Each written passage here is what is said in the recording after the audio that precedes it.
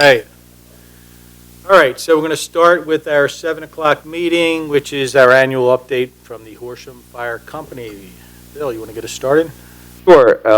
As council knows, in November, we always reserve the second Wednesday or date in November for the fire company to come and provide council an update on their year in 2021.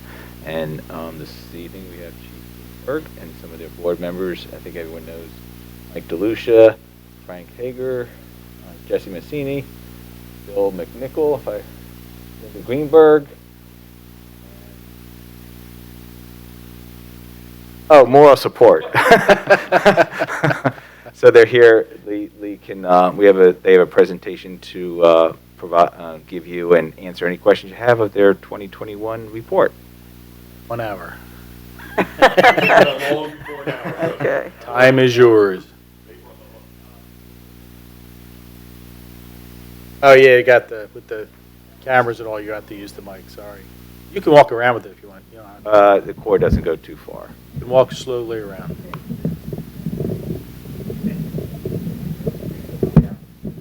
Well, yeah, but I didn't want to have my back to people. That's my problem. I'll rewrap this before I leave, I promise. So, can you hear me now? Is this good? First of all, I wanted to thank council and staff for allowing us to come and speak in front of you yet again. Not a whole lot different from our year from last year. We have some updated statistics, and we'll let you know where we are from some of the stuff that we'd outlined as what we wanted to set out for this year. So obviously we're coming out. We're still coming out of the COVID effects. So you'll see some of that reflected in some of our numbers from statistics, but we're almost there. So just as a reminder, as a review, we still have 4 divisions: fire, EMS, fire, police, and auxiliary. Obviously, fire and EMS is pretty self-explanatory. Fire, police, they do scene control, crowd control for us at fires, and they also do planned events for the township, which I'm sure you're very well aware of. And the auxiliary's role is they're supposed to support the fire company. So they also do provide meals at the fire academy a few times a year, and they actually get paid for that event, and then their money comes into the general fund of the fire company. Apparatus, the rescue engine and the ladder are still at Battalion 1.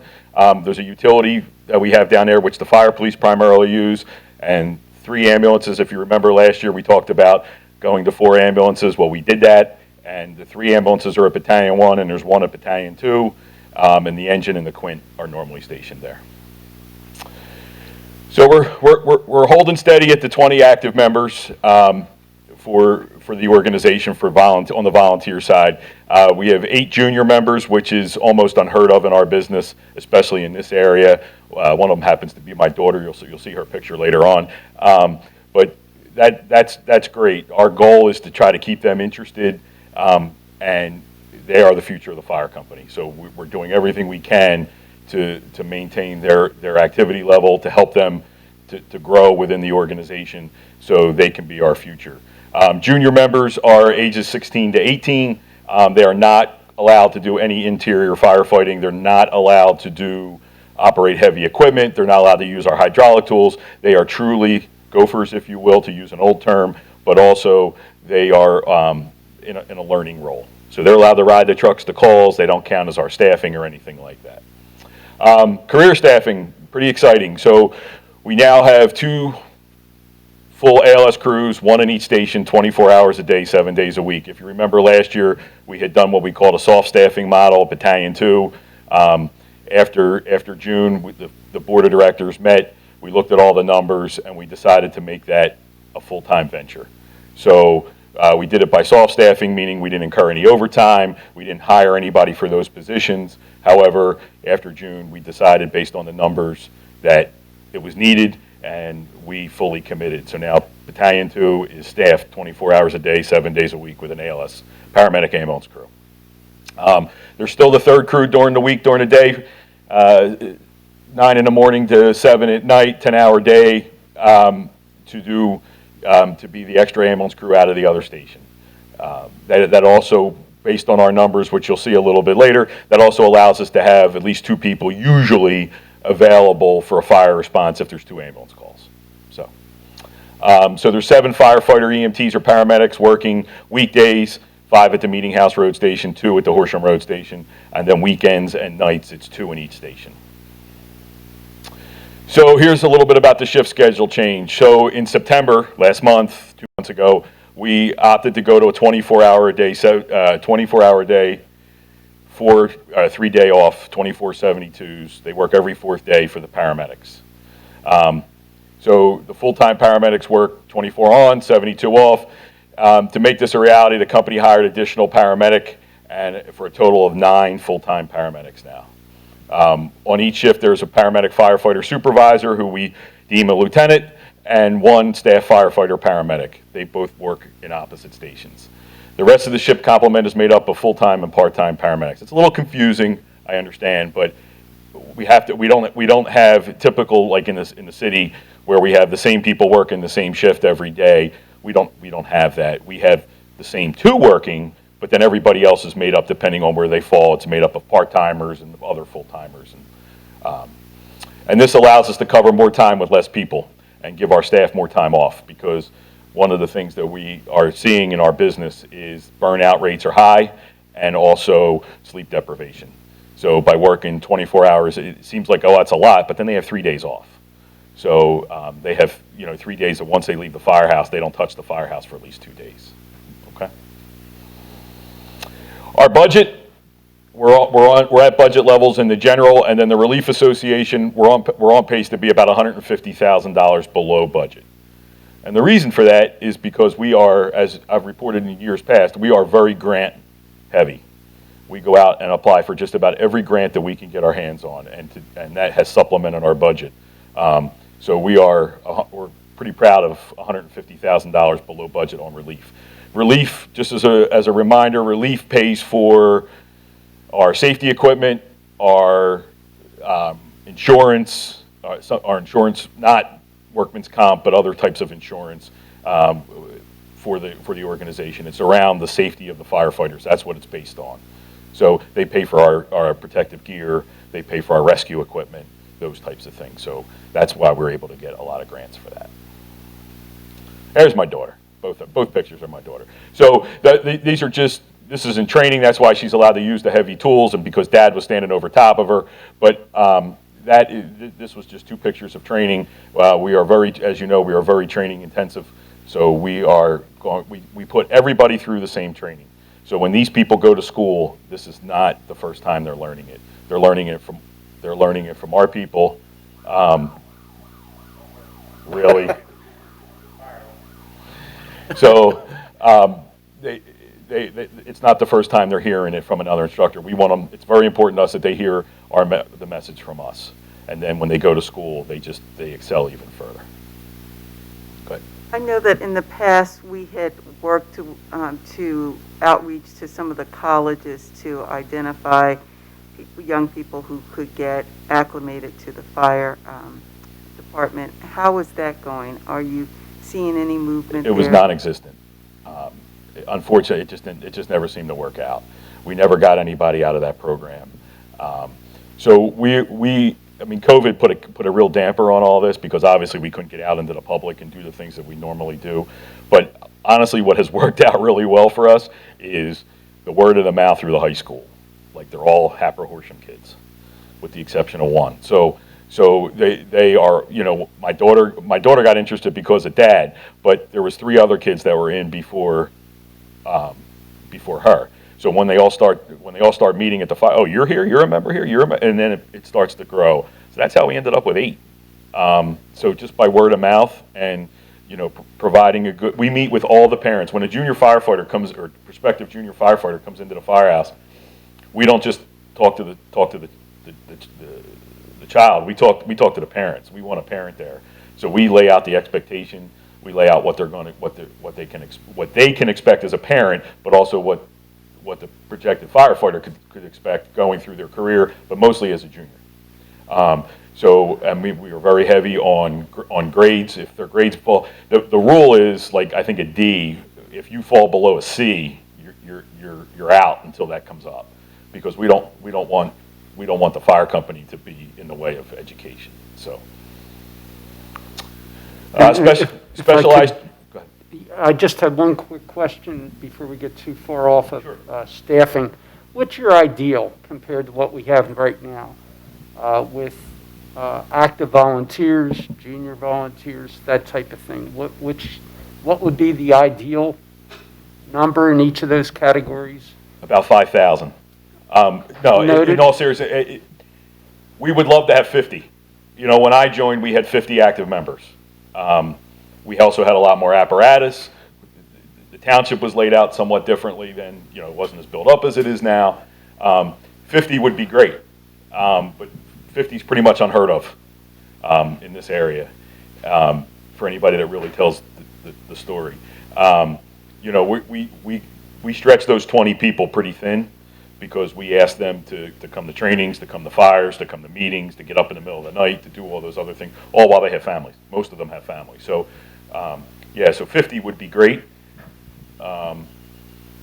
So that I think, yeah, that would be a fair number. Thank But you. I don't know that we'll ever see that anytime soon, so. So talk a little bit about specialized training. So these are most of these are certificate classes. The organization just finished a ladder company operations class, so that is no hose, nothing like that. It's all ladders. It's truck company work. It's all very intensive. It's very hands-on, and it's a lot of work. We just finished a 40-hour class with that. We're in the process. They're doing it right now as we speak. A hazmat operations class, 40+ hours. Three of our younger members achieved Firefighter 1 certification. That was over 220 hours apiece. These are all per person, 40 hours. Rapid intervention team training, so that's firefighter assistant search. If God forbid a firefighter goes down, we have to be trained how to go get them and get them out while they're alive. So we are very into that, and we spent 40 hours on the regular class, and then we also did an advanced class. So we did over 64 hours of intensive training just on how to get firefighters out. We had an acquired structure. Thank you very much, Horsham. We used Grandma's Grotto for a long time, and we very much appreciate that. We did some large area search work in there. We did a lot of the RIT, which is the fast team stuff, and we also did a lot of hose line advancement in there. So our weekly training, Wednesday nights for 2.5 hours.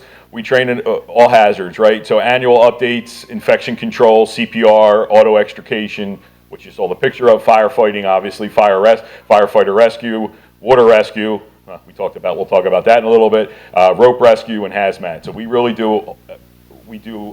truly do an all hazards approach to the services we provide Horsham. So some of our accomplishments, a little bit of bragging rights. We implemented the new staffing schedule. We designed and bid out a lounge renovation for the Meeting House Road Station. The work's to be started sometime January, and it'll work through the year depending on contractors and availability as well as materials. So that building was built in 2004, and we basically haven't done anything inside. And with the additional career staff, as well as our duty crew program, where we're trying to incentivize volunteers to stay in the firehouse and staff the station in the firehouse, we recognized that we needed a little bit better accommodations upstairs. So we put together a budget, and we looked at a couple different options. We bid it out, we awarded the bid, and we'll be in for permits probably after the first of the year. We continue to improve the training for the junior firefighter program for all the things that we already talked about, and we're concentrating on the juniors because they are our future. On the EMS side, we have implemented several patient care initiatives. We added the drug ketamine for patients with excited delirium, basically drug overdose based on PCP, which we're starting to see again. And we completed the training with the police, since they're probably the first ones that are going to have contact with them. So we felt that it was very appropriate and very needed to make sure that the police understood what that was and what we would be able to do for them if they encountered somebody in that kind of situation. And we have a fourth complete ALS supply partially through grant money. So we applied for more grants for that, That's about $100,000 worth of equipment. And we applied for grants, and we got in a grant which partially funded most of it. The rest we funded through our budget. We have a new ambulance designed and ordered, and we expect that to be arrival this time next year. We re-chassied one of our old ambulance, meaning we took the box off the chassis and put the box on a new chassis. There's a little bit of a cost savings with that, and we went with a heavier duty chassis that'll probably last us a lot longer, we hope. We reinstituted our fire safety training at KVMS after the COVID shutdown. So even after COVID came back, or the kids went back to school, there was some hesitation as to when we were going to do this, and they asked us to come back starting this year. So we did the fall presentation already. So what we do is I'm going to date myself, whatever the today's equivalent of the home economics class, we do the kitchen fires portion of that. We provide that with the school. So we continue to evaluate and update our company policies and procedures, and our fire prevention program is slowly coming back online. It hasn't been it wasn't what we were prior to COVID, but we're starting to get back there. And one of the things that we're very proud of is we work with Simmons Elementary to deliver a virtual fire prevention program. So the principal over there called us and said, hey, we recognize that we need to do this again. This was a great program. But they still didn't want us to come into the school for obvious reasons. So we did a virtual tour of the firehouse, and we did a virtual training program over Zoom. They had a whole camera crew out, and it was basically the same thing as what they used to get with us in person, except it was over TV. So pretty cool.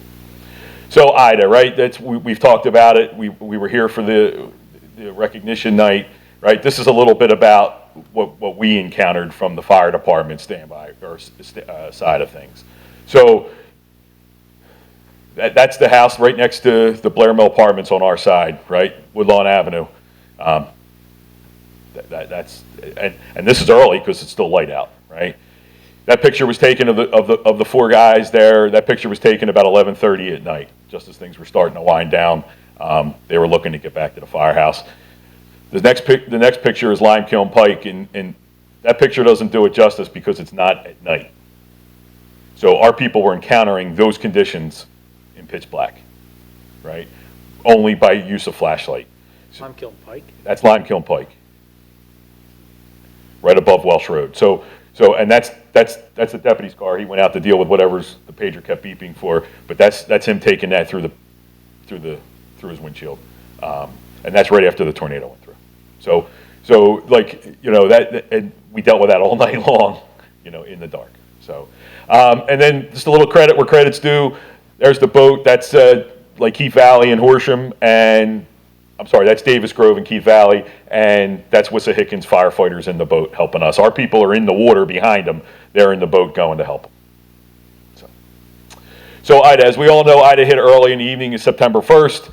While we knew it would be a significant storm, no one was expecting what we got, right? We got 6 inches of rain and the tornado.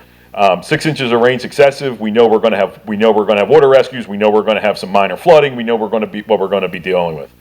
And I'm pretty comfortable with saying that even the tornado, for what we're used to around here, we could probably handle that as well. We did.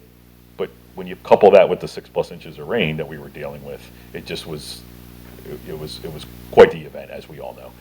So as a result of the storm, fire and EMS operated at over 60 calls in a 12-hour period, with many of them happening between 5 in the afternoon and 1 in the morning, right? So, I mean, think about it, it's like 4 or 5 calls an hour. But on top of that, those are the calls that we know about that we got, quote unquote, registered with the county and have an incident number. We know we went to more calls than that because people would just grab people and say, hey, we need help over here. So, and there's no way to track them. So those are the ones that we know about. The fire company rescued over 70 people from buildings, vehicles, and swift water, with many of the rescues happening in combination with swift water. So we were pulling people out of houses, helping people out of houses, but while we're encountering swift water, right? Swift water is moving water, moving it at above 10 miles an hour. Okay, that's the definition of swift water. So it was a lot to handle. As a result of the tornado damaging many homes and business that were still occupied, several rescues were performed in structurally damaged buildings. Right, so that was our people, right, out there dealing with that. So here's some success stories for EMS from the year, right? This is just Ida. This is all through the year. So EMS, this is just 4 of them. There's many more. These are the 4 highlighted ones that I picked out when I asked the guys to send me some stuff. So on January 2nd, they responded to a cardiac arrest. They found the patient in cardiac arrest. Aggressive resuscitation efforts led to the patient surviving and being transferred to the rehab. It's a win. On the 16th of January, responded for chest pain. Patient was conscious. Patient was found to be having a heart attack. He was treated aggressively and transported to the cardiac cath lab, directly to cardiac cath, and left the hospital without any kind of restriction. Resumed normal life.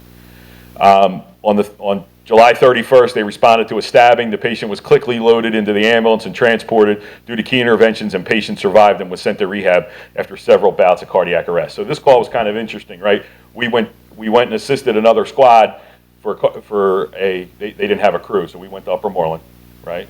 If they didn't have a crew available, our people went down there, found the patient. It was a violent scene. Got the patient in the back of the ambulance. The patient went into cardiac arrest. We got him back. She went back into cardiac arrest, got her back again. This happened several times. Got to the hospital. They got her back, and she walked out of the hospital. So we have good people. On August 30th, responded to an unresponsive person. On arrival, the patient went into cardiac arrest almost in front of the folks.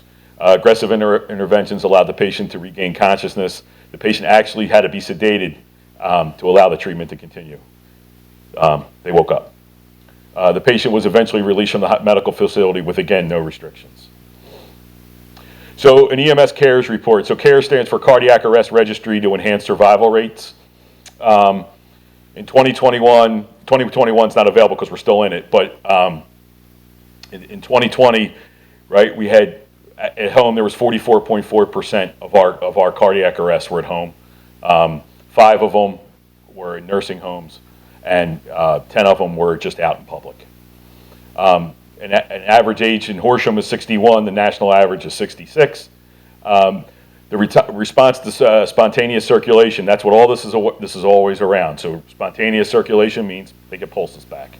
40%, 11 of them, we got pulses back. 59% we didn't. The national average is 72%.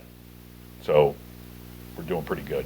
Overall survival rate in hospital discharge in Horsham is 22% when the national average is 7%. So our people are very aggressive when it comes to treating people that are sick or hurt. Just a picture from a fire that we went to. Some regular EMS statistics. We went to 2,139 calls through September 30th. That was the end of the third quarter. We were up 15% from the previous year. We transported 1,435. We're up 19% from 2020. And we totally attribute that to having that crew at Battalion 2. We've only scratched 73 calls out of, however, 2,100 calls. We've only scratched 73. We're down 39%. So that second crew has really worked. And we're, like I said, we're just down because of that Horsham Road Station. So how it works is if one of our ambulances is out, our second ambulance will cover the next call in town. So that cuts down on mutual aid, and we're obviously closer because we're already here. So. You're saying that 73 were scratched because both ambulances were Yeah, we just exceeded our crews if there's a third call or fourth call. But those people are still getting an ambulance. They're just coming from another town. Some fire statistics through October 31st is 517. Our average response, again, these numbers have stayed pretty much the same for the last 5 years, so I didn't put the other years in. But we're averaging about 5.8 firefighters on the apparatus responding to calls. And we have about 4.4 that don't make a truck. They stay in a bind station. They're consistent with the last 3 years, and those numbers do not differentiate between career and volunteer. So if you do the math, during the week, during the day, we have 7 people working, but we still only average 5.8. So that pretty much guarantees there's always an ambulance call going on, and there's not much volunteer response during the week, during the day, which we expect. but those numbers are also the same for nighttime. And we have 4 people working. Again, there could always be an ambulance call, but, you know, we need more volunteers, to Bill's point. Has our response time gone down from last year? The response time, the minutes have gone down because we have more people.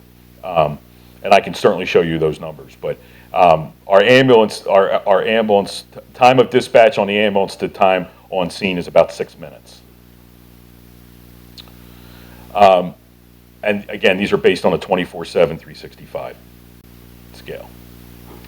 Recruitment and retention, obviously COVID killed us, really hurt us. And you know, we do have a few members that said, hey, you know what? We have family members that are at risk, or maybe the individual's at risk. So they said, hey, we'll be back when all this is over. So we hope that that's the case. And we've only, you know, as we discussed, only events now are just starting to come back. So we hope to be able to be out in the public again, making our pitch for more help. Just to kind of recap on the duty crew program that I talked about last year, it's been a success, and I'll be the first one to admit I was very skeptical. Just because we went so many years, forever, with people just being able to do this from home. But fortunately, our people have taken to this, and now our next step is to try to get people to sign up for duty crew and stay in the firehouse. We have younger members that have expressed some interest in doing that. Us older guys aren't as willing, so we got to work on that. But that's where we're at with that. So we get paid $5 per call and $15 a night, right? Which at the end of the year, you know, depending on how many you do, it's a nice little holiday check for you. We are actively interested in participating in that module, the Citizens Police Academy. If that is able to kick off this year, we're hoping that it will, and we will certainly work with Chief Ida and see if we can't get a knowledge or get a module out of that, and talk about our fire and EMS and fire police program for that. Fundraising grants, as you know, we've been very successful with grants. We continue to get the State Fire Commissioner's grant every year. It's pretty much a gimme. That's $15,000, which we typically use for some sort of equipment. We just got word within the last couple weeks that we received a $50,000 grant for an IT upgrade. So that's going to include a new server. If we choose to do server, go to the cloud. That's all up for debate at this particular point. New workstations in both firehouses, updated Wi-Fi, and new tablets for the ambulance. Capital projects in 22 are winding down here.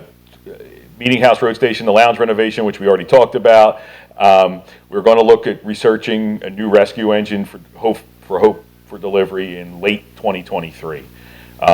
We haven't had to, our current rescue engine is a 2004, so we're coming up on 18 years, and it's still serving us very well, but by the time it's replaced, it'll be over 20 years. So we want to get to the point where we can get some of the newer and more updated equipment on it.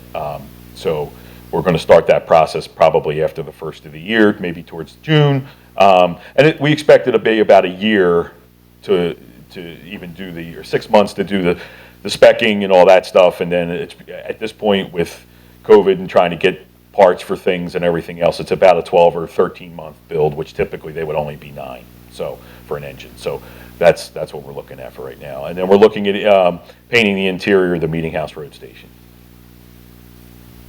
Some future considerations: we're going to keep an eye on staffing, both on the career side and the volunteers. We continue to update our longevity plans for the fire company. How do we sustain our organization both operationally and financially? We need to do that. So when I stand up in front of you, I can say that, hey, we're going to be here next year, right? That's what's important. So we continue to keep a very strong eye on that, and we continue to look forward to looking at different ways to do it and working with different models to see how we can improve ourselves. And then we continue to update our ambulances, because we're probably going to run pretty close to 3,000 calls this year for the ambulance. So like I said, we were at 2,100, and that was 3/4 of the way through. So we're going to flirt with 3,000 calls by the time we're done, because we're starting to come into the busy season. So, as Andy Reid would say, time's yours. But, first of all, I wasn't here for the the last time you guys were here for the awards and whatever. So I just want to personally turn my mic on.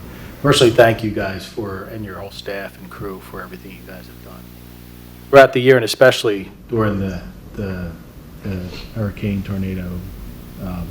Job well done. Thank you. So financially, you guys are stable, ready to go, good for another year? For right now, couple more we're years? good. We're good, yes. And it seems like your equipment's all in good shape, except for the stuff you're looking to replace down there. Yeah, we have a plan, so we're going to work our plan. And, Bill, we did start the Citizens Police Academy, correct? That did start. It was unknown if we were going to do it because of the COVID situation, so I don't know if Lieutenant Bizzano incorporated the fire company this year, but next year we hope everything's back to normal.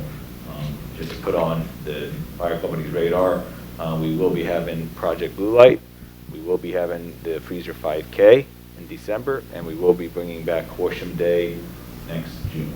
I already spoke with Chief Fida. We're good to go for Battalion 2 for Project Blue Light, and if you need EMS support for the Freezer 5K, somebody just needs to let us know. We'll make sure we're there. Or you'll have a booth of some type at the Horsham Day event? Oh, yeah, well, we'll have the open house at the firehouse. Right. Yeah. As always. Looking forward to it. Well, again, thank you guys for coming. I don't know if anybody else has any questions. Just a couple questions. Sure. First, you had a banquet a few years ago to recognize and show appreciation to, especially the volunteers. Do you continue to do an event or events like that? So we don't. We're looking at some different options. First of all, COVID kind of killed us with that as well, but not to put all the blame on that.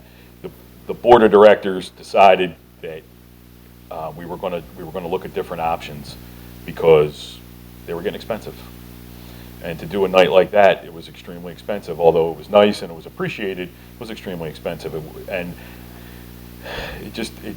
we just felt that there might be a better option. So every year we do a holiday dinner here at Battalion 2. Frank is the fantastic chef, and him and his elves get together and spend a day and cook and everything else. So we're looking at doing something with that. And we may institute some sort of smaller version of a banquet that isn't as expensive in maybe at the end of next year. We were trying to kick it around for this year, but it just, with everything going on, we just couldn't put it together. So we're gonna aim for something potentially for next year. A question not related to that, but with COVID, you mentioned that a few guys said that they were going to wait. Have your people come back with concerns about putting themselves in jeopardy? Is there anything that? So we've done, and I credit every individual in our organization, both career and volunteer. We have kept COVID out of the firehouse. Knock on wood. Sorry, I got to do this. We have kept I don't know if you're aware of this. Last year, maybe right at the beginning of it, we worked with a couple different businesses in town, and we were able to get a disinfecting machine that was very expensive that we use in the ambulances, and we can actually use it in the fire trucks too.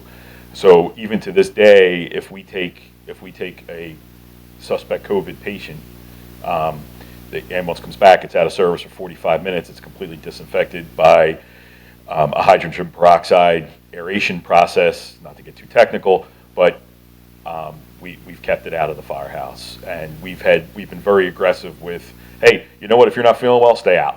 Like, we'll figure it out. We'll get other coverage, we'll find somebody else to deal with the problem. So we've been very successful with that. And we're going to continue to do that until we get a better handle on this. But for right now, we're pretty proud of ourselves. We managed to keep it, for the most part, out of the firehouse. We didn't have any systemic problems within the firehouse due to COVID. We just had to deal with it from outside. Yeah, the next one is with Ida. I mean, you guys were amazing. I've heard so many people in the township sing your praises. What have you learned from that? What have you been able to plan to put in place for future? So if I go into everything that we learned, you're going to be giving me the hook. But one of the things that we learned, and I'll tell you, I'll give you a little bit of the story, and this is not to pat myself on the back at all, because I wasn't even there that night. For those of you that don't know, I work for Warrington Township. I'm their emergency management coordinator. I was over there.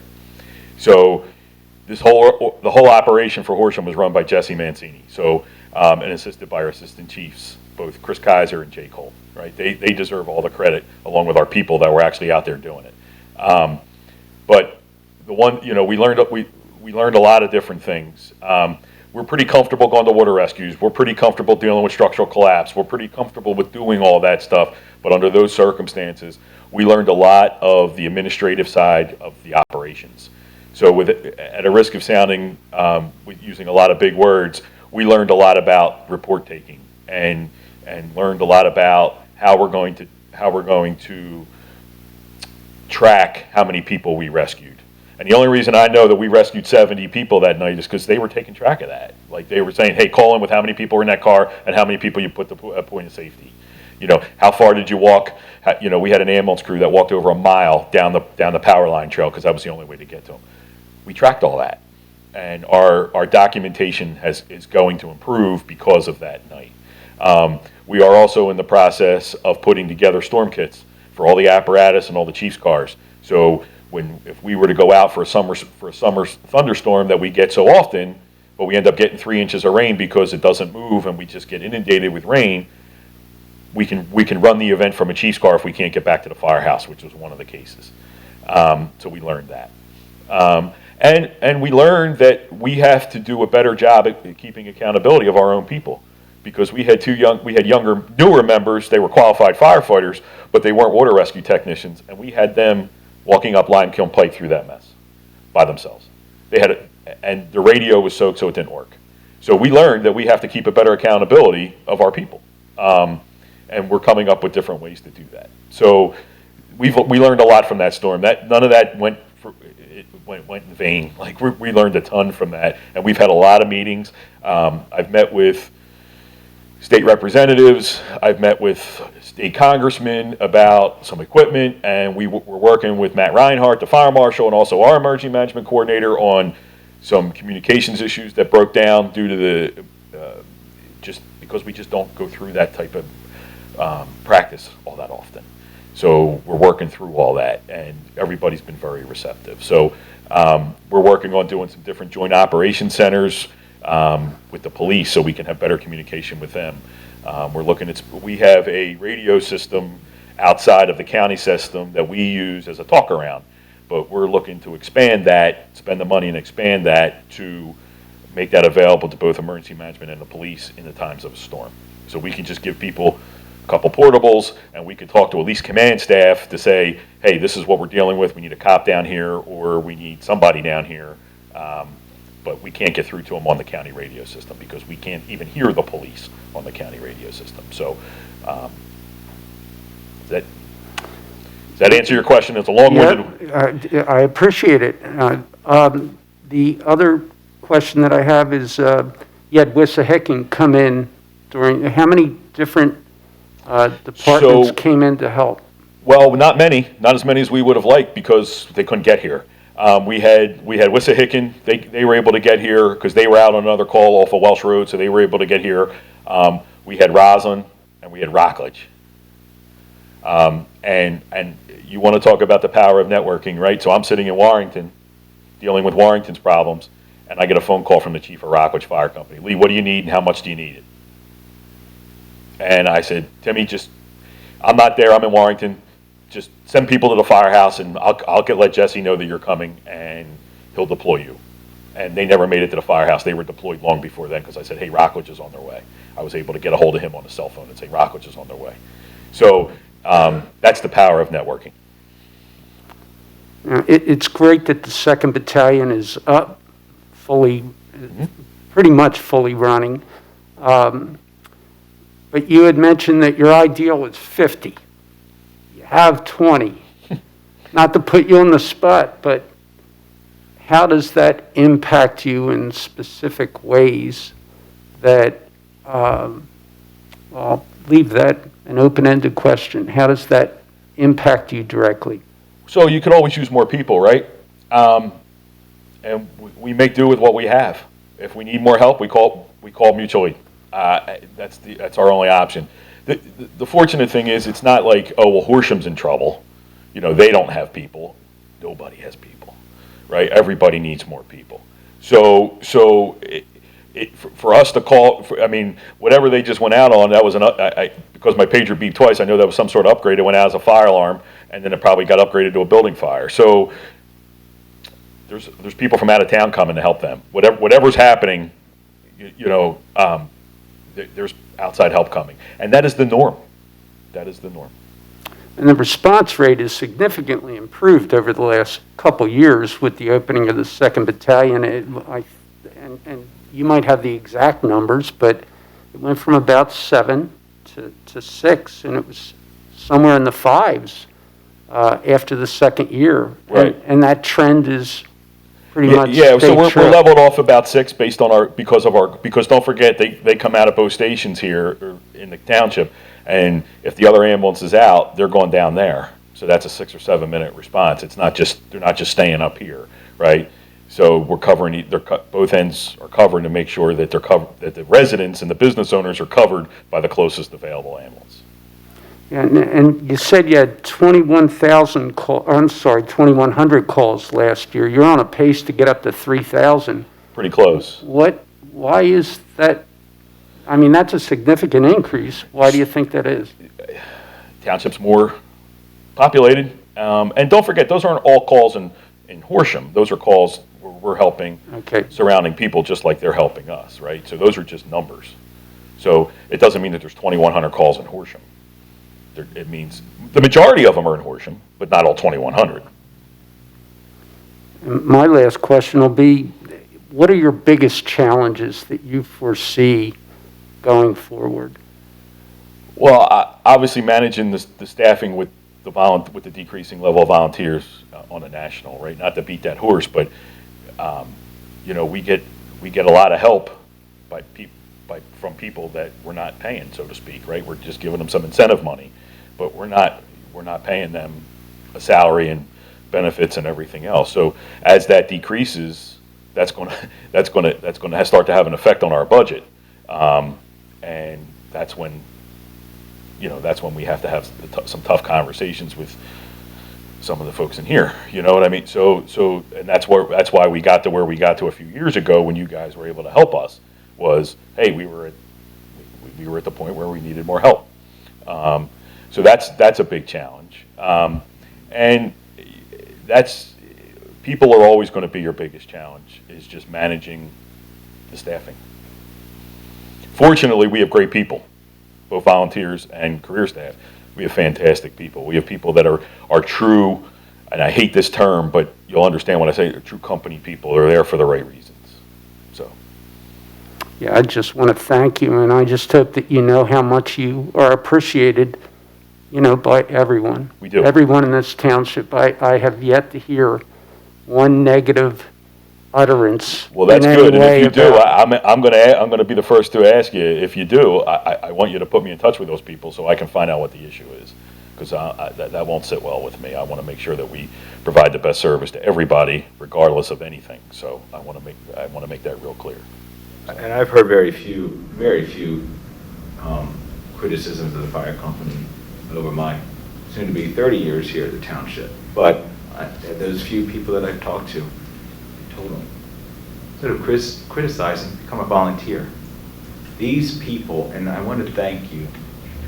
Thank you is not enough for what you people have done for our community. You folks have been involved for 20, 30 plus years. Where does a community get people like you? I get managers that call me up and elected officials from other towns.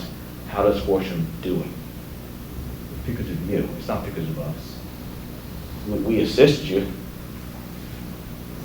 So I am so proud of the Horsham Fire Company, and what you folks have created is outstanding, is a model.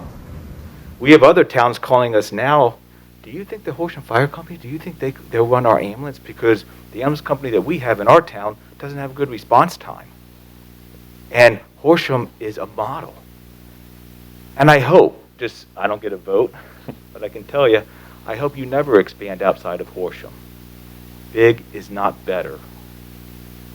We're ourselves growing, and we have 1,000 acres coming. The former base. We are going to be a community that's going to be growing for the next 50 years. And we need you guys here in our 17.3 square miles. And mutual aid, that's different. But it is what these folks do and have done is remarkable. And again, thank you is not even enough. Lee, you've been at it 25 years? Coming up on 30. Coming up on 30. I think I yeah. started the same time you started. Yeah. I look good though, don't I? You do. Which is good. Bill says you're gonna make it another 50? At least 20. I don't know. I don't know if it's that long, but I'm not planning on going anywhere. So. But 30 years. How many hours has Lee and all these people? How many hours have they given of their time? No pay, volunteer. It is remarkable, and we are so lucky and so fortunate to have all of you for as long as we've had. And one thing I tell all of you is, what is your succession plan? Because we're all getting older. And you folks have managed this company, this fire company, for all these decades. Who's coming behind you? You know, who's gonna do the same great job that you've done when you decide it's time to retire? That's my main worry. Volunteers, COVID, and the labor issue in our country, it's almost over. I was just talking with the Pennsylvania Fire Commissioner who just retired, and I got to know him over my career, and I wished him well. But we were talking, and he said, they've tried everything. And we know that. We know the state has tried everything. Our state reps, state senators, the General Assembly, the governor, everyone has done a fantastic job trying to create incentives for people to volunteer.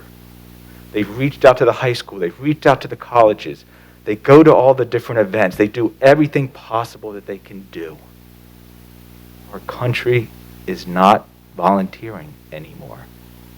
In addition to that, they don't even want to work and get a paycheck. So we are in the area between full volunteer and full paid staff. And as the Pennsylvania Fire Commissioner said, he goes, we're going towards this end more rapidly than that. And what has happened is COVID and the labor issue and the work ethic issue in our country. So that's the future, in my opinion. I'm a realist. I wish you would get 50 volunteers. I really do. I don't know how you're going to do it. I'm a realist. To see it. It's not going to happen. So, but that's a different day, different story. But you folks, are amazing. Amazing what you do. The volunteers and the paid staff. Just amazing. And as council member said, it doesn't go unnoticed. We really do appreciate you. We really do appreciate the fire company and all that you do. So, thank you. Thank you, Bill. Thank you for your comments, and just thank you again to the council for allowing me to speak. And obviously, if there's ever a question that anybody has, feel free to get a hold of me. Thank you so much. I'm good. Okay, Thank you. thank you guys, appreciate it. Don't Nah, forget it'll probably come out succession. again. Don't forget succession. Leave tonight with one word: succession. I'm here as long as Frank is. You got a daughter, right? And I got a daughter. You got a daughter. Yeah, but she's going to college. Yeah, she is. So, All right, guys, thanks again. Thank you, one and all. thank you. Thanks for coming out. Veronica, thank you. Best of luck to you. Thank you. You guys are you ready for retire from school? What's that? Great job. All right, we're going to call this meeting to order. Please rise for the Pledge of Allegiance. I pledge allegiance to the flag of the United States of America and to the republic for which it stands, one nation, under God, indivisible, with liberty and justice for all. Well, good evening, everyone. Turn my mic on. This is one of our favorite times of the year, Bill, is swearing in new police officers. Then they can go out and get sweared at. Hopefully not. We have 3 officers that are going to be sworn in tonight? We have 1 officer and 2 promotions. 2 promotions, sorry. Yes, sir. So let's start with, well, I'll let you lead it off. How about we do that? So, we are swearing in 1 new police officer to our department. As council knows, you do know, we have the best police department. To be able to have the best police officers and the best police department, you need to do a very rigorous and onerous interview process. And as council knows, we have one of the best ones in the county that we put anyone interested in becoming a police officer. And it's pretty extensive, and Mr. Jackson can probably commit to that, as well as our other existing officers. But there's a reason for that. Many other departments and townships managers ask me, like, why do you do that? Why do you do all that you do in your interview process for a police officer? It's because we want the best. We want the best to join the best department and the best officers that we already have. So it is extensive, it's time consuming, but at the end, we usually produce 99% of the time. We usually pick the right person, the needle in the haystack. And this evening, we have Mr. Maurice Jackson, who will be joining our department. And he is joining, and he knows, it's part of the interview process, he knows the high expectation of our police department and that we have on our officers, the reputation of our police department, and that he is joining the best police department. So he is fully aware of all of that as he joins us this evening. And we have, I don't know if you want to take over, Chief Fida, and we also have Judge Nesbitt here this evening who will be swearing in soon to be Officer Jackson. Thank you, Mr. Walker. You said most of what I was going to say, and you did it much more summarily as far as this is a very grueling process that our officers go through. So there's a number of interviews, there's board reviews. No doubt that Officer Jackson tonight earned it. In fact, he came out number 1 in our list. So Officer Jackson, would you come up here for a second?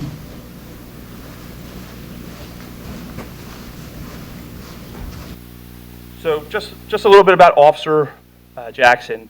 He prefers to be called Mo. He's from Marlton, New Jersey, graduate of Cherokee High School, and prior to coming to us, he's a 3-year veteran with the Philadelphia Police Department. As I said, long and grueling process. Mo came out number 1. He's been going through his 2 weeks of onboarding training, and he'll hit the road next week with his patrol squad. And we're both looking forward to it. It's a very exciting night as we get to introduce a new officer to council and promote 2 new supervisors, but more on that later. So the Honorable Nesbitt come on up and do the honors. Oh, yes, and he's going to hold the Bible. Here you go, Mo.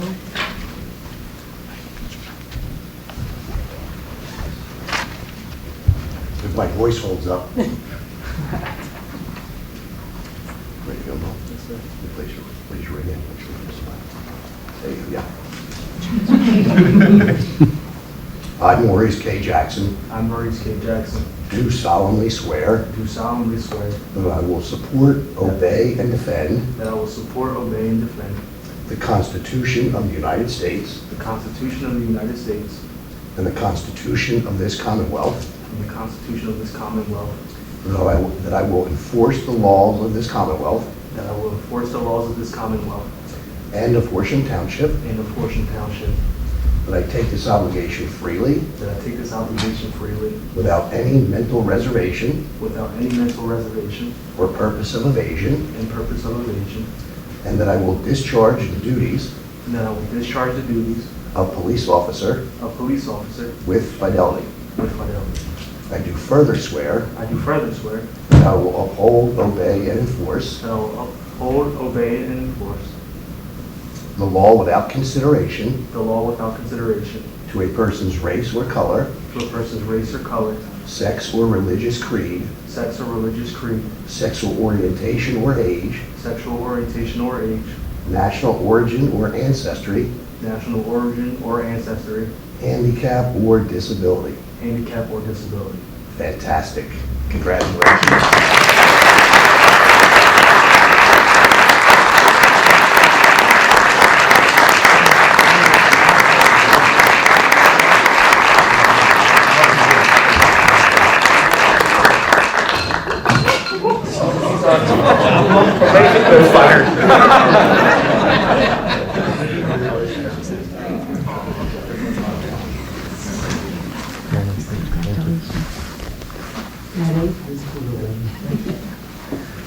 Who's going to do the honors pinning the badge? My fiance, Carolina.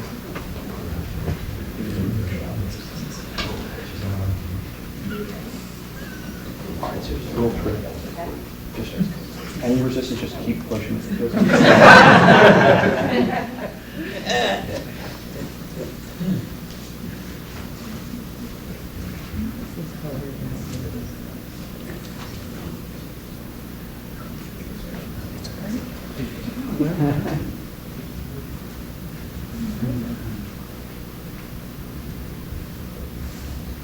I practiced and it was a lot easier. It's not official unless you draw blood.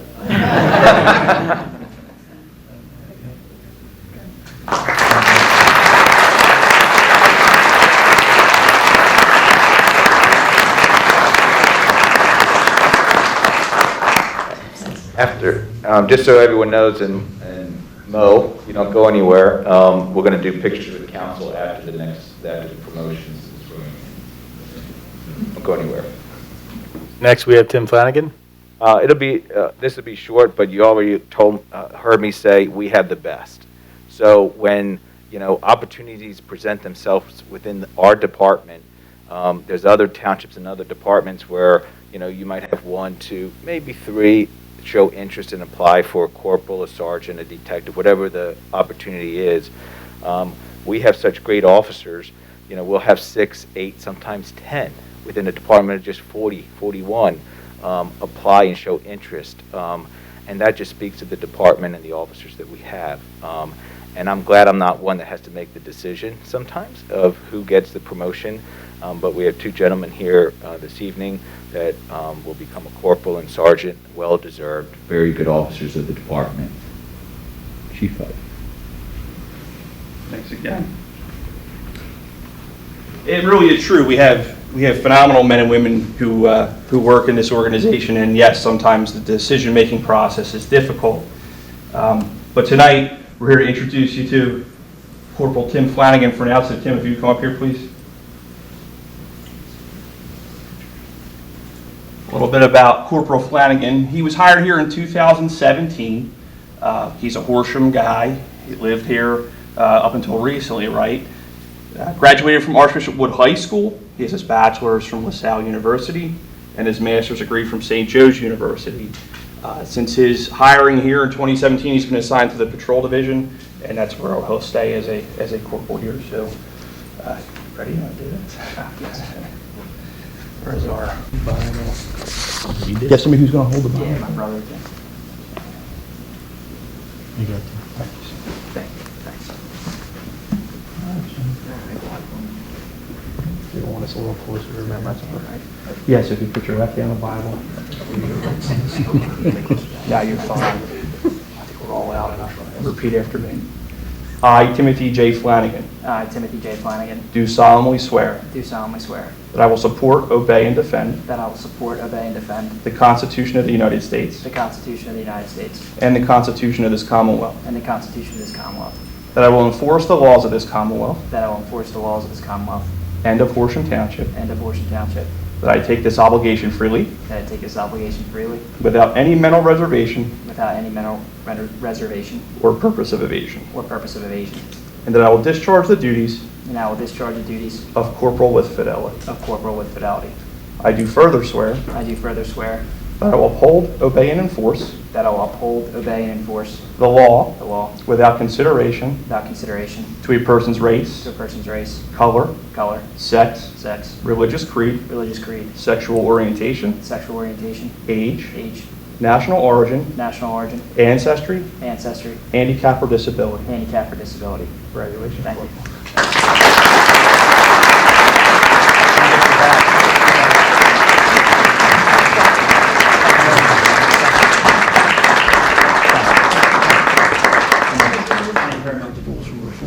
Don't go up one.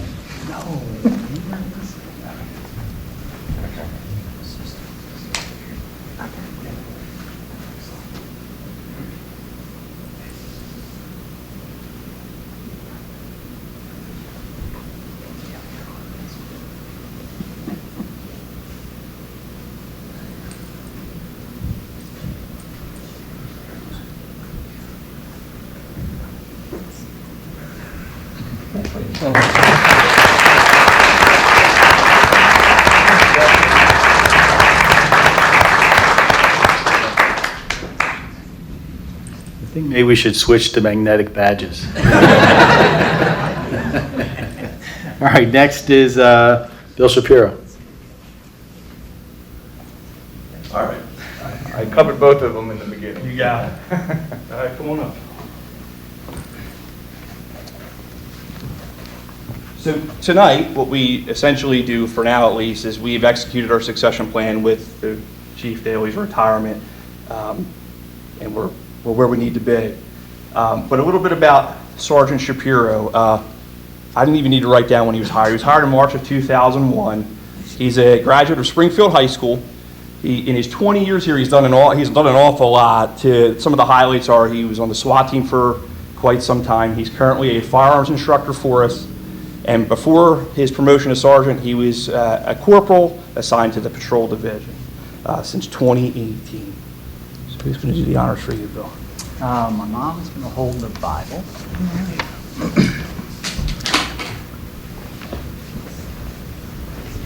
Yeah. All right. All right, repeat after me.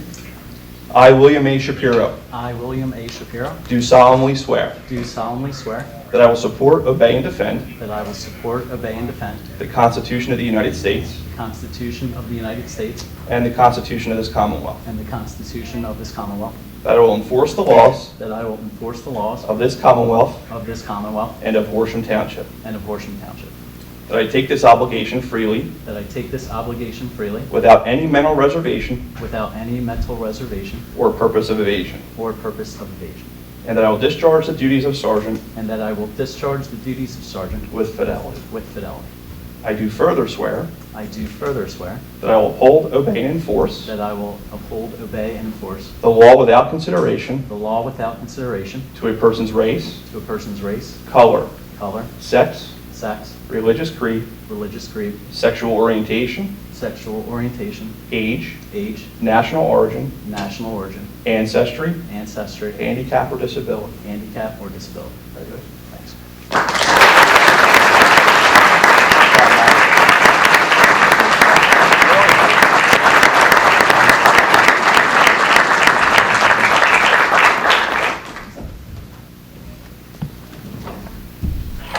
I have my oldest nephew give it a whirl. You stab me, you're dead.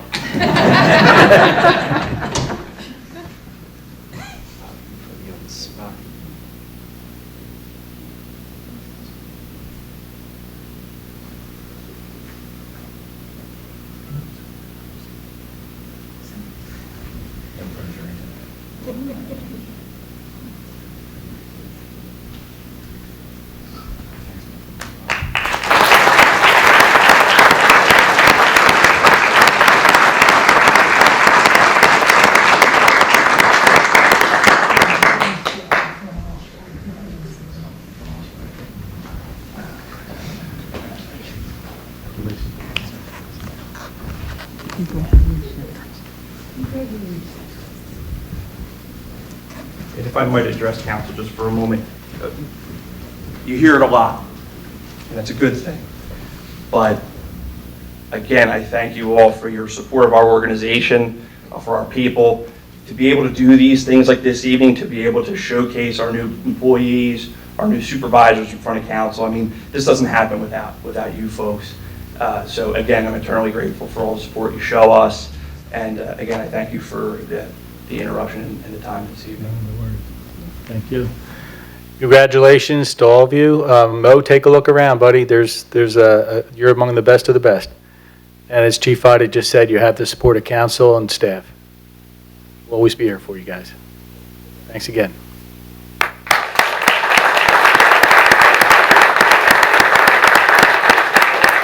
So, if Officer Jackson, Corporal Flanagan, and Sergeant Shapiro, and Chief Ida, if you guys can all come forward, we're going to do some pictures. We'll take a pause in the meeting, so in case there's family members that want to do pictures too with family members, so we'll just take a pause in the meeting and do some picture taking.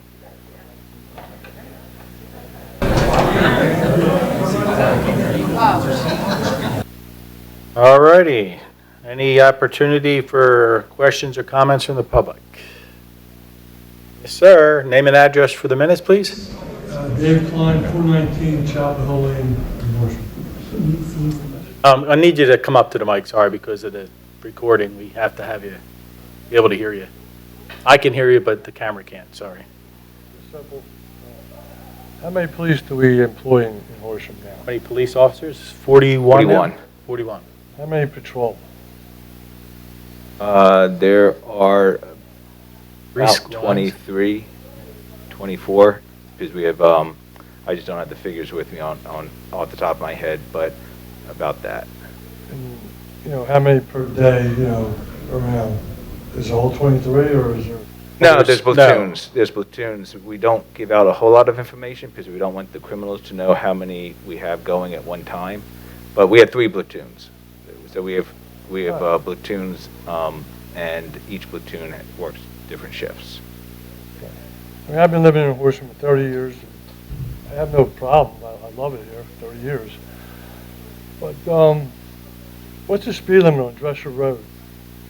35. Why? That was probably it's been here since I've been here, so I would assume it's a speed study of the past. The reason I'm saying that is because, I try to abide by the speed limit, but you go down Drescher Road any time and they're going 45, 50 easy. And I even ran into a couple of cops over in the park one day and I asked them. They're not doing anything about it. I guess I'm a little annoyed because about 20 years ago I got a ticket going down Drescher Road. And it's not getting any better.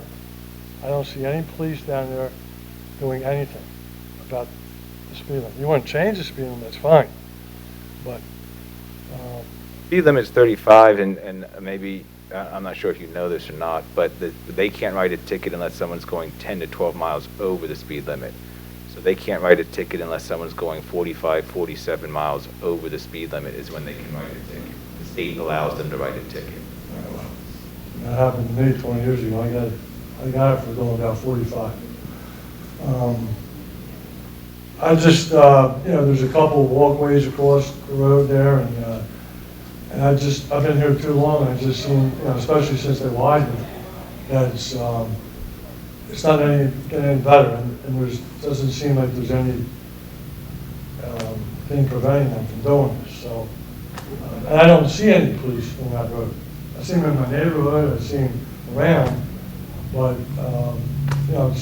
I guess it's pretty easy to tell if somebody's going faster than 45. I just want something done about it. You don't want tragedy before something gets done. Chief Ida, I'll talk with him about sticking some units out there, so for additional traffic control, and we also have those signage that we can put out there that tells people how fast they're going. Sometimes that helps, sometimes it doesn't. But you try to use all the tools in your toolbox, and even you would. The complaints that we got when we put up the traffic signal at Business Center Drive and Drescher Road, because it slows them down. you know, it's, I don't want to say it's a speedway, but it's a fastly traveled road, and some question us, we get more questions that they don't think it should be 35, it should be 45. Well, that's what I mean, that's why I asked you why. it's You know, 35. so, but, you know, we got a lot of, we had some neighborhoods, and we also, you know, I don't want them going 55, 60 before we can ticket them. No, But I the understand. traffic lights have slowed them down. The new one at Gibraltar and Drescher, Right, the right. new one at Business Center Drive, you know, that people complained about them. Oh, can you get them all signalized the same, so green, all at the same time, so we can, we actually get calls for people that are upset that they have to get stopped so frequently at the red lights. So that helps, but Chief Vita and I will talk about getting some traffic units out there to try to help control the speeding, and we can put our digital signs out there too. So we have some tools in the toolbox that I we mean, can like I use. said, I've been here 30 years, so I've seen it before and after.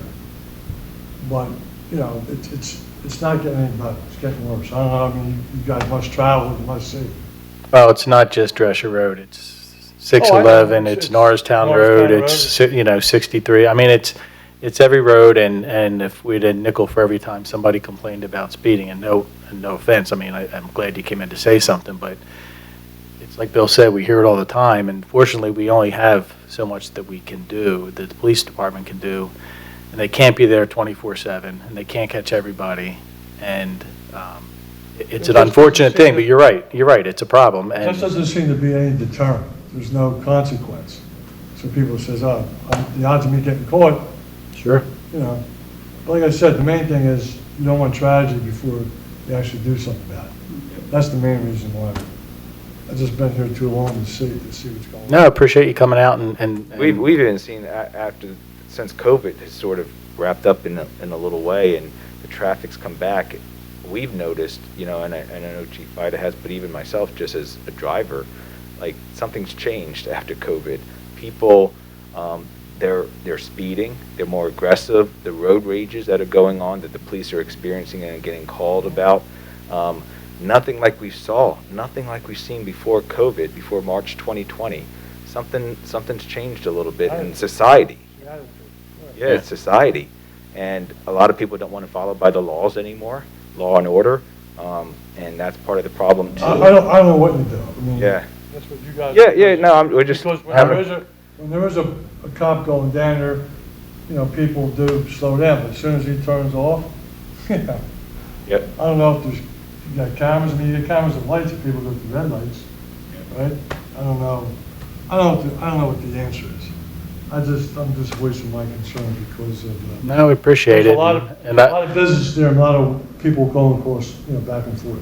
I appreciate it. I hope you're right that there's no tragedies before people decide it's time to slow down. But Bill's right. It's been kind of crazy lately. We'll also do a speed survey out there. So we had the equipment. So, you know, just to give us an understanding, I don't know the last one we did on Drescher Road, but we had the equipment that can tell, we can do a speed survey to see how fast the cars are going. And they don't know we're doing that. It's laser now, so it's not those rubber things that go across the road anymore. So we get their true speed. That's what, when I stopped and I talked to these two guys in the park, that's probably what they said. I think they said something like they can't tell, they don't have equipment to see how fast they're going. But still presence would still probably change. And one thing will help, and Chief, I don't know if you know where it stands in the General Assembly, but radar. You know where the radar It's bill? stuck in House Appropriations. I mean, if you wanted to do me one thing to help me help you, is call your local, your state officials and plead for radar. This is the best chance that we have as local law enforcement to get radar, and radar will remove a number of the obstacles that stand in our way to make it very difficult for us in certain locations to accurately gauge speed so that we can enforce the laws. All right, thanks, appreciate it. Thank you. Anybody else? Okay, next is your update for the COVID-19. So our COVID update, the Horsham positivity rate is at 7.8%. The county's positivity rate is at 5.35%. The Pennsylvania vaccination rate for full vaccination is 72.8%, and partial is 95.3%. the update. I think that was your best one yet. It's getting better. The vaccination rate's getting better. We upticked a little bit, but the County's down. county's been around 5 the last I couple months. thought they were up in 6s last time we had an update. They might have been. Yeah. I lose track. That's up and down. Yeah. Okay, next is the PFAS update. So a couple good things to report, and we'll get to them, but anything in red is updates or changes from 30 days ago. So well number 22 is now out of service. So when they went to change it in October, they saw that the carbon was solidified. So they have now taken that well out of service to figure out why the carbon solidified, and they're doing that investigation currently. Bids for construction of permanent treatment systems for 10, 17, and 21, they were awarded on October 25th. The construction schedule is yet to be determined due to supply shortages. And then the tank sampling that was conducted in September 2021, all 4 water tanks in Horsham came back non-detect. So that was really great news. Long-term, again, for well number 26, that's the driveway off Sawyer's Way to get back to well 26. Then the construction commencement is looking for early December. Well number 40, 44 million gallons have been treated since the last change-out in August of 2020. The North Wales Water Authority, their most recent test is 2.5 parts per trillion combined, and that was in August of 2021. No new update on this analysis, but as you know, 2 of our wells were tested for 29 other different PFAS compounds, and both wells came back non-detect for all 29 compounds. Private wells, those below 70 parts per trillion for connection, the bids were received on October 27th, and they were awarded November 8th. I don't know who got it, but they were awarded this week by our Water and Sewer Authority. The treatment plant, the average is 27.6 parts per trillion combined for the effluent. The last 2 effluent samples were 24 parts per trillion and 21 parts per trillion combined, and that's the lowest since June of 2021, another positive thing.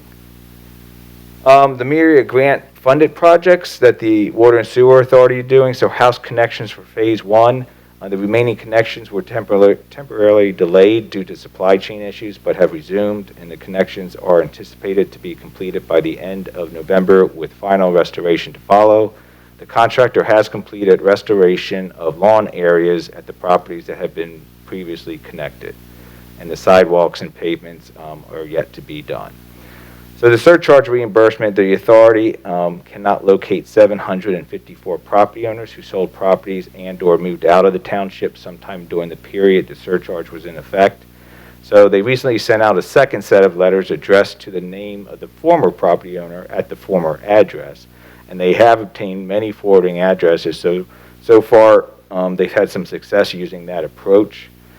They've also had 309 property owners who have not cashed their checks. So the authority will be sending those residents letters asking them that they contact the authority. And there's a steps, if they're not able to find some of these property owners, they have to turn this surcharge money over to the state. And the Department of Revenue keeps it under those people's names until they claim it, or someone from their family claims it. Also, Can I just ask you a quick question, go back to that last slide? So this not locating property owner part. So I'll use my son as an example. He got a letter at his new house with the previous property owner, it might have been the previous property owner, listed, and it came from the Water and Sewer Authority, right? Well, he can't open it because he can't open someone else's mail, right? So all he can do is send it back. return to sender, so or how drop, is that or if he helping? could. How are we getting forwarding addresses if people can't open it up to see what it is? Sometimes post office. So some people, when they move and stuff, they tell the post office to forward, and I know that's only for like 6 months or something, it's a time frame. Right, but it's saying it's sending letters to the former property owner at the at their former address, which means it's going to the house that they're not at. Yeah, some of them still have that, they're in that time frame. of Oh, they're post still office forwarding? Okay, yeah, because I know he got one and was like, well, I lived in my house for 7 years. I'm still getting mail from a previous owner, and I know them, and I put it in an envelope and I mail it to them. I don't know where these people So- go to, otherwise we would have sent, but we just. Yeah, yeah. He should let the authority know. That's okay. Also, with Myriad grant funded, the Water and Sewer Authority, they're doing water main extensions to connect private well owners who are, have contaminated wells to the public system. So Watson Avenue at Columbia, that extension was completed and 2 new connections to the main were installed the week of November 1st. The installation of the water main on McKean Road has been completed, including successful testing. Connection of services is scheduled for completion by the end of November to the homes. Installation of the water main on Welsh Road has also been completed to include the testing. So connection of services is scheduled to be also completed by the end of November. That was phase 1. Phase 2, which is Davis Grove Road, the conditional use approval that was granted on October 25th. All the water main has been installed. The testing is planned for the coming weeks and then to be followed by the house connections. The final restoration and paving may be delayed past the end of 2021.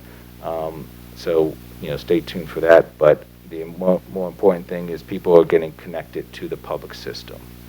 The Navy stormwater management update, as of November 5th, more than 16.5 million gallons of water have been treated at their pump and treat system at Hangar 680.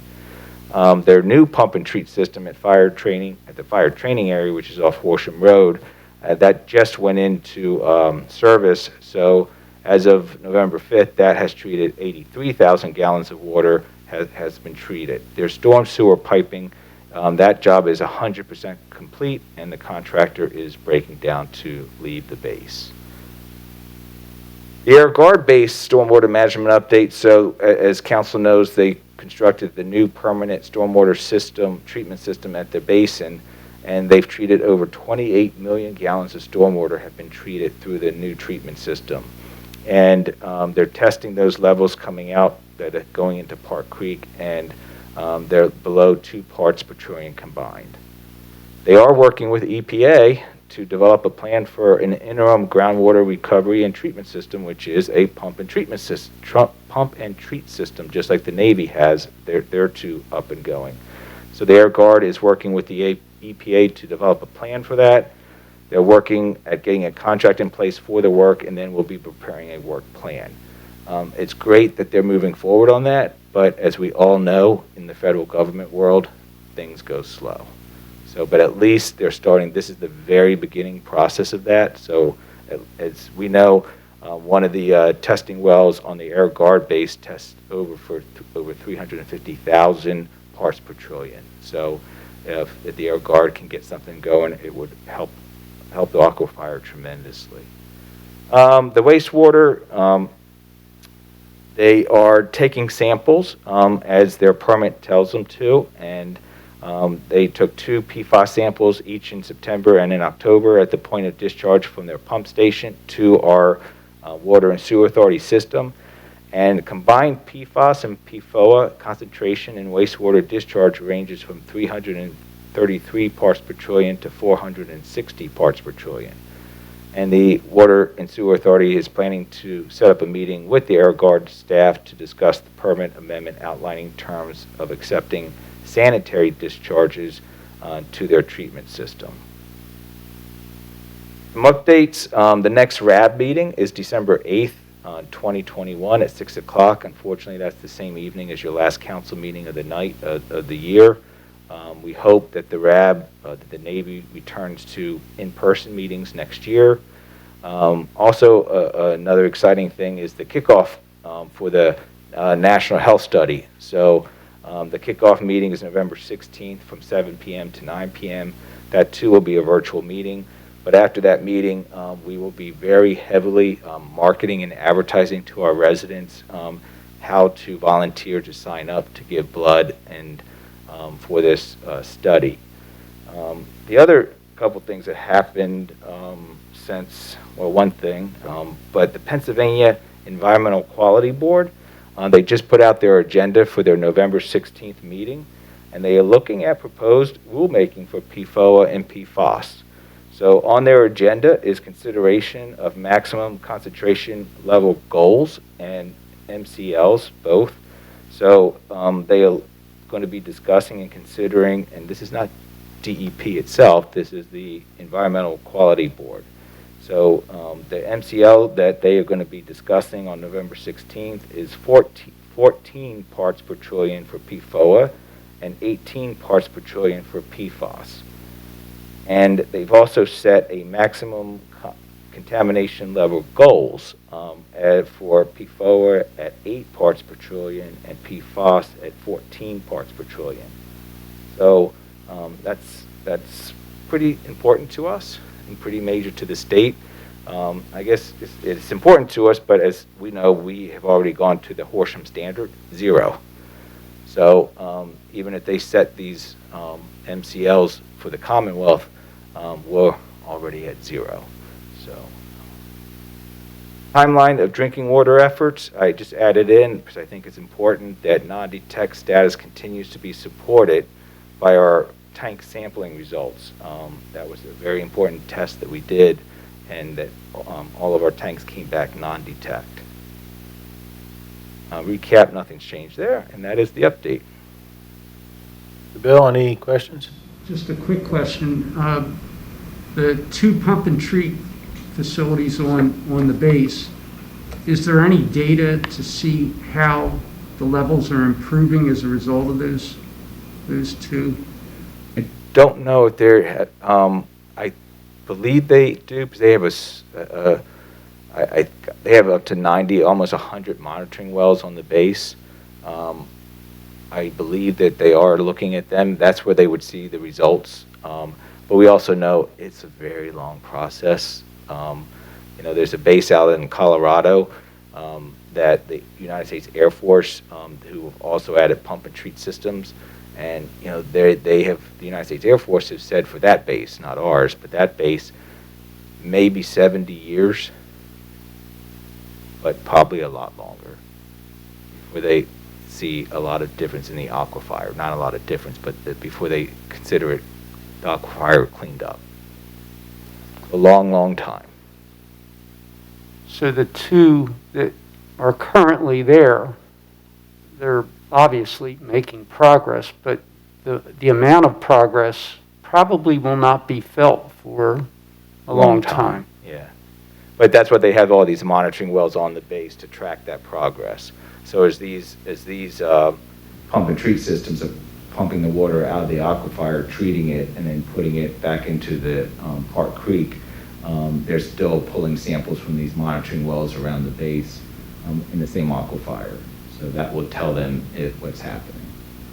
I haven't seen any results though. I'm not saying they're not doing it, I just haven't seen any. All right, thank you. Okay, next item is the approval of minutes for October 13th and October 25th. Do you have a motion? I move to approve the minutes as presented. Second. Just have no choice I know, tonight. I'll get in there. It's been moved in second. All in favor? Aye. Opposed? Ayes have it. Next is the treasury report. The balance in the general fund as of October 31st, 2021 is $4,093,268.20. For the most part, the expenses and revenues in all funds reflect normal activity for October. As of the end of the month, we have received 100.82% of budgeted revenue and have expended 78.95% of budgeted expenses. The tornado and flood that occurred on September 1st, 2021 will impact our budget. As I stated, this storm will be the most costliest storm in the township's history. Our cost estimate is around $1 million. It is my hope that the majority of our costs will be reimbursed by FEMA late next year. For a more detailed presentation of our current financial position, I would refer you to your monthly booklet. We have 3 motions for checks. I move to ratify the list of checks in the Capital Improvement Fund in the amount of $28,514 and further move to authorize payment of same.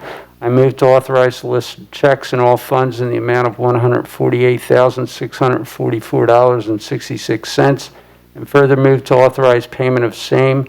I move to ratify the U.S. Bank credit card transactions for the month of October 2021 in the amount of $5,212.09. Second. Been moved and seconded. All in favor? Aye. Opposed? Ayes have it. Next is a request for land development waiver. My agenda tonight is Turn 14 Distribution Incorporated. They are here with us this evening. They are at 100 Tournament Drive. I think many of you know on council when they did their solar panels, like carport, which is really turned out fantastic and is really, we talk about it all the time at the township and to other townships.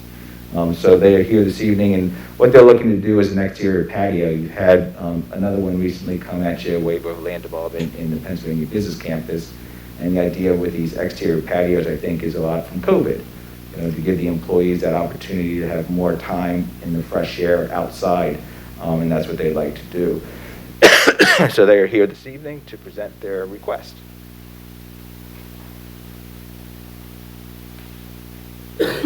Hi, I'm Neil Kamens with Chester Valley Engineers. I've got with me John Pulley, who you may know, who's the CEO of Turn 14, and Tony Palumba, who is with D2 Group. He's the architect. Pretty much summarizes it. The only thing I'll kind of add just a little bit from a technical point of view, we're coming up with a stormwater system that fits under the patio. So we've got a trench drain on the downhill side. The township engineer had some comments on notes, plus a couple questions. I spoke with Vince from Gilmore and then emailed with Eric, and Eric and I just talked. They had some legitimate concerns. We're going to address those. We have an 18-inch stone bed under the patio. This is D2's rendering. We are working through kind of phasing. Like eventually we'd like to have this patio, the pergola, and there's a small area off to the right that's a little less formal. Not kind of solidified exactly what they're going to do right away other than the patio and the stormwater, which would really be all the land development. So the pergola might come a little later. You might get part of it. Part of the reason for the pergola and the wall on one side is since this faces the golf course, they do get errant golf balls. John's told me that they've had some hit windows before, so they want to do that. We're also looking at doing some additional landscaping that might help protect from, I guess, worm burners or, line drive shots. So, Yeah, that was mentioned in McCulsky and Favors review letter that you would be taking out a couple trees. yeah, there are a couple. The grading is really limited to just around the patio. We've got a disturbed area where we're doing the grading that's only about 6,500 square feet. There are about 3 trees. We do have some tree protection fence. They suggested some more, which we'll add to the plan. There's also talk, especially if some of the pergola or is not built now, that we're probably going to do some additional landscaping. Not code required, just because obviously John wants this to be a nice facility for the employees to use. So you have plans to, sort of replace those 3 trees with the additional landscape? Yes. And what's your time for, I think it's a phase 1, phase 2? It is, and What's your time schedule? John can probably answer best, other than he's been telling me he wanted to build this a while ago, but, as everything else, you start and then you realize you've got approvals to take care of and such. Yeah, the time frame would be this winter to put the patio down, and then to do the tree work and see how we fare in the spring when golf starts to get played again. So see if we need to do the pergola for protection. That's really why we consider that. But we will be net positive on tree count. Bill, other than the waiver of land development, they have come back for the pergola and this wall. Do they need anything additional, or is this just something we can include in the whole? Yeah, well, I would suggest that they don't have to come back for, I think they're looking for, your waiver. They actually submitted a building permit for everything. Yes. For Okay. everything. Well, then we're So good. we In have 2 a building different permit phases. process, and then with So- the waiver of land development, we'll have essentially revise the plans to get a grading stormwater permit. Which people are looking at it again. Stormwater, and as they mentioned already, that, they would be, net positive or whatever with landscaping, but as Mary, our solicitor, has to write up a resolution for council to consider at their next meeting for your waiver with conditions, and the conditions would be stormwater, as per the engineer, and the trees. Yeah, Eric, there's a Gilmore letter and there's a Yeah, I would Kelsey just, letter. There's not a lot of conditions or recommendations in either letter. And we've already drafted a stormwater management agreement where you're working with Mike Shinton on that already. Either way, you'll work that all out before the next meeting, and Right. we'll go from Yeah. there. So, November 22nd, council will consider a resolution for your waiver of land development. Anybody have any questions? No, I'm good. Okay, good luck. Thank you. You're welcome. Thanks for coming out. Okay, we have 2 subdivision land development plans to look at. Both of them are just for your consideration this evening. Both have been reviewed by you. Both have received recommended approval from the Township Planning Commission. Both had their agreement to accept conditions for this evening. The first is 723 Drescher Road for final, and the second is 130 Holly Drive for preliminary final for your consideration this evening. All set, ready to go on those? Yes, sir. Without any objection, do we have motions? I move to adopt the resolution as proposed, granting final approval to the 723 Drescher Road LLC Land Development Plan, 723 Drescher Road 20-08-D. Second. Moved and seconded, this is a roll call vote. Gallagher, how do you vote? Aye. Ms. Milborn, how do you vote? Aye. And Mr. McCouch, how do you vote? Aye. Motion passes unanimously. Next one. I move to adopt the resolution as proposed, granting preliminary final approval to Eric and Christina Gerose, subdivision plan 130 Holly Drive, 21-03-S. Second. Moved and seconded, again, this is a roll call vote. Mr. Gallagher, how do you vote? Aye. Ms. Hill Milborn, how do you vote? Aye. And Mr. McCouch, how do you vote? Aye. Motion passes unanimously. Hey, we're going to review the budget again. Yes, this is a scaled-down PowerPoint presentation from the November 1st. Your longer one will come at a future meeting, but this is a scaled down. So just for 2022, you know, the budget is holding right now at $18,399,913. There is no tax increase proposed for next year. The debt, as council knows, we have a little over $8 million total in debt, which is pretty low for a municipality our size in southeastern PA. So that is our debt amount. Real estate tax rate is proposed at 1.3 mils. I won't go into it, but its library will stand at, will receive 0.47 mils. The fire company receives 0.51 mils. And the park system receives 0.32 mils, and that's where everyone's real estate goes in the township. And the average township tax bill is $236, and then you can see the dollar amounts and for each of the breakdowns. All of our other tax rates, nothing's going up, everything's staying the same. Our revenue, I keep saying this, and it's just, you know, a look out into the future, that our revenue stream is not able to keep pace with the growth in services maintenance in the future, and the outlook is expected to see growth in expenditures and further decline in revenues. The COVID impacts to our office parks is unknown at this time, and we really won't have a good handle on that until next summer to see what companies come back in over the winter and the spring months next year. And we will need to be looking at how to increase revenue soon. And a different financial era is here and now. And we've been talking about this the last couple years. Projects for 2022, the Whitmer Road Basin redesign, that'll be an MS4 project. We will be putting out an e-newsletter to try to reach more people in our community to keep them informed. The engineering and permit applications for the extension of the power line trail out to Lower State Road, and that's contingent upon PICO approval. So as soon as PICO gives us approval, we can cut our engineer loose to start applying for those permits. Believe it or not, it's an 18-month process for just applying for permits and getting permits, a year and a half before we could even go out to bid. But that's the process. We talked about MS4, which is the stormwater system and the unfunded mandate put upon the township for stormwater. Form an ad hoc committee to design new park entrance signs, security cameras for the community center, floodgates for Keith Valley Road. Branding banners, we talked about then, they were put on hold the last couple of years because of COVID. We will continue to fund all engineering costs related to the Miracle Field, which is the field that the Horsham Little League Association is fundraising for. It's a $1 million project. And also at the same time, Horsham Soccer Association is raising money for their $1 million project, which is for a turf field. So what we've committed to them is to allow them to build the fields on our ground in our parks, and that we would cover the engineering costs with both projects. Return of Horsham Day next year.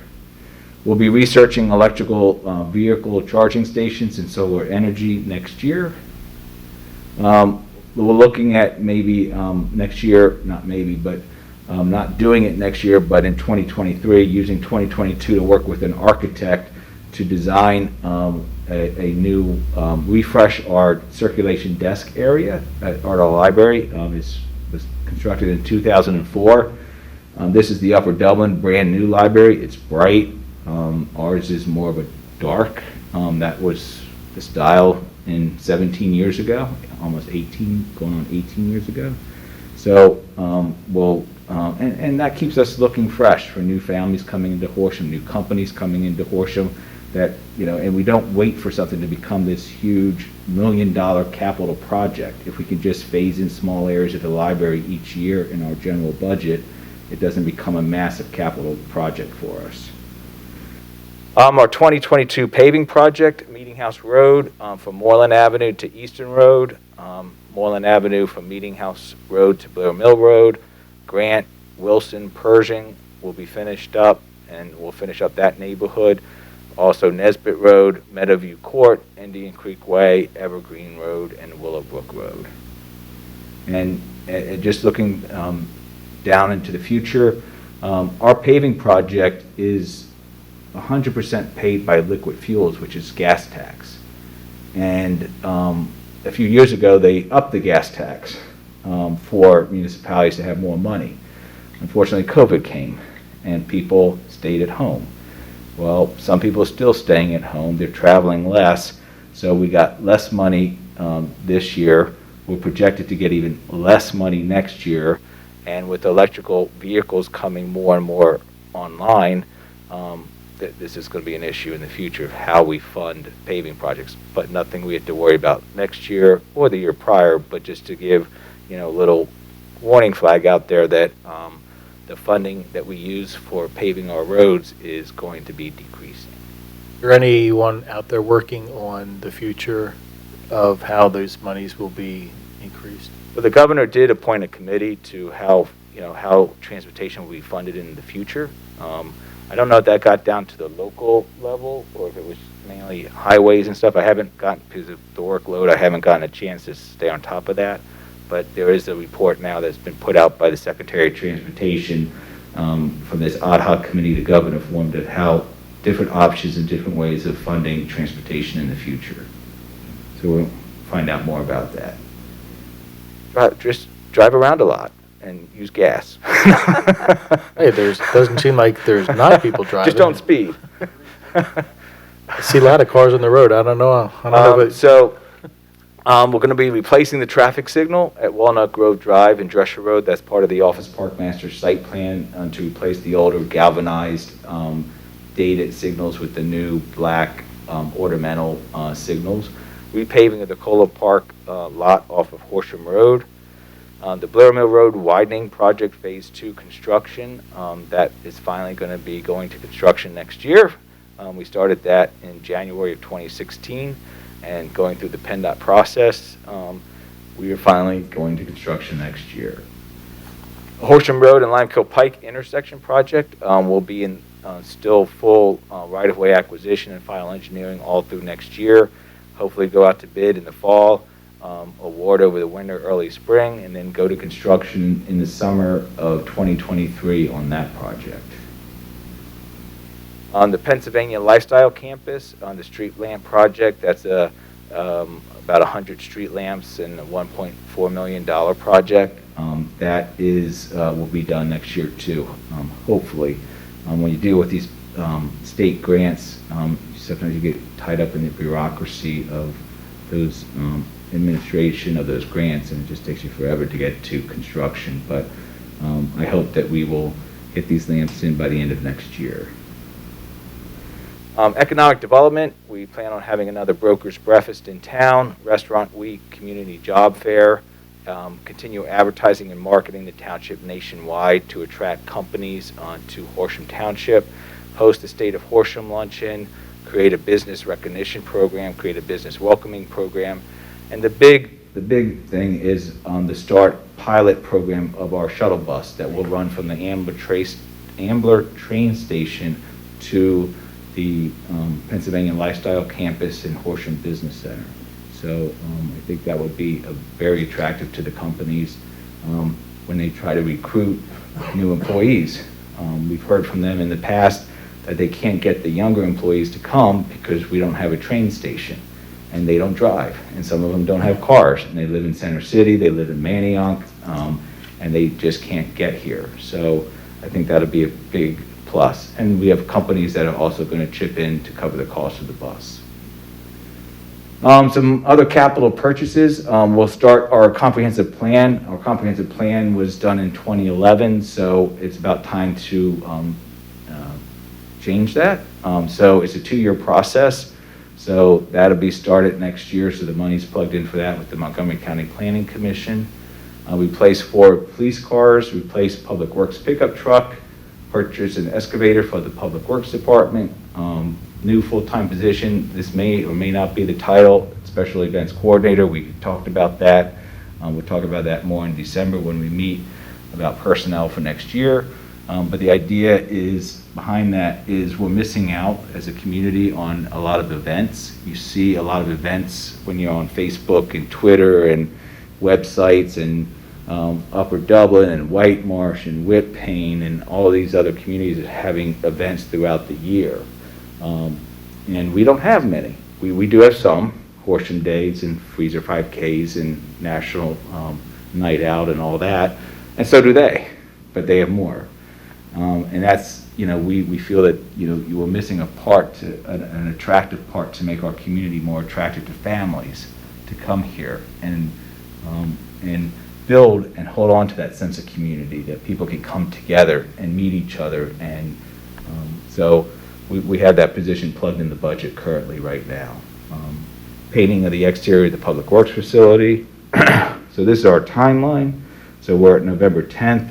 After I'm done here, you will hopefully introduce the ordinance for 2022, and then November 22nd we'll have another review of the budget, and December 8th is the adoption of the budget.